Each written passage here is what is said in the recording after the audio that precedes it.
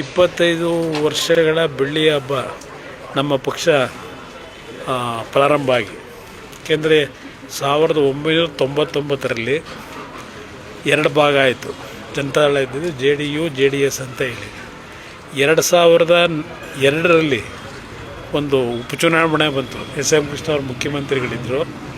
ಆ ಉಪಚುನಾವಣೆಯ ಸಂದರ್ಭದಲ್ಲಿ ಈ ಮಹಿಳೆ, ಹೊರಹೊತ್ತ ಮಹಿಳೆ, ಆ ಸಿಂಬಲನ್ನು ಬದಲಾವಣೆ ಮಾಡ್ಕೊಂಡು ಕೇಂದ್ರದ ಚುನಾವಣಾ ಆಯೋಗದ ಮುಂದೆ ಅರ್ಜಿ ಹಾಕಿ ಆ ಒಂದು ಮಹಿಳಾ ಗುರುತಿನ ಒಂದು ಚಿಹ್ನೆಯನ್ನು ಪಡ್ಕೊಂಡು 2002ರಲ್ಲಿ ಅಲ್ಲಿಂದ ಈ ಚಿಹ್ನೆ ಹಲವಾರು ಸಂದರ್ಭದಲ್ಲಿ ಈ ಪಕ್ಷದ ಸಂಘಟನೆಗೆ ಅನುಕೂಲಗಳಾಗಿದೆ.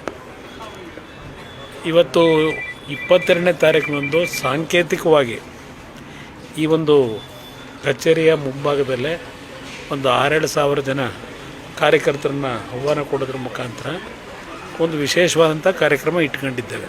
ನಂತರ ಇಡೀ ರಾಜ್ಯದ 224 ವಿಧಾನಸಭಾ ಕ್ಷೇತ್ರಗಳಲ್ಲಿ ಸನ್ಮಾನ್ಯ ದೇವೇಗೌಡರ ಕಾಲದಲ್ಲಿ ರಾಜ್ಯಕ್ಕೆ ಕೊಟ್ಟಂಥ ಕೊಡುಗೆ, ನೀರಾವರಿ ಇರ್ಬೋದು, ಬೆಂಗಳೂರು ನಗರಕ್ಕಿರ್ಬೋದು, ಅವರ ಕಾಲದಲ್ಲಿ ಏನೇನು ಕಾರ್ಯಕ್ರಮಗಳನ್ನು ಈ ನಾಡಿಗೆ ಕೊಟ್ಟಿದ್ದಾರೆ.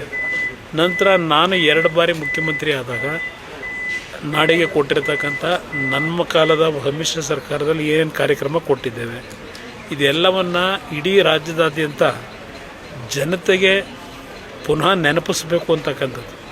ಅದಕ್ಕೆ ವಿಶೇಷವಾದ ರೀತಿಯಲ್ಲಿ ಕಾರ್ಯಕ್ರಮಗಳು ಮುಂದಿನ ಜನವರಿ ತಿಂಗಳಿನವರೆಗೆ ನಿರಂತರವಾಗಿ 22ನೇ ತಾರೀಕು ಇಲ್ಲೇನು ಸಭೆ ಮಾಡ್ತೇವೆ, ಆ ಸಭೆಯ ನಂತರ ಇಲ್ಲಿ ಘೋಷಣೆ ಮಾಡ್ತಾ ಇದ್ದೇವೆ.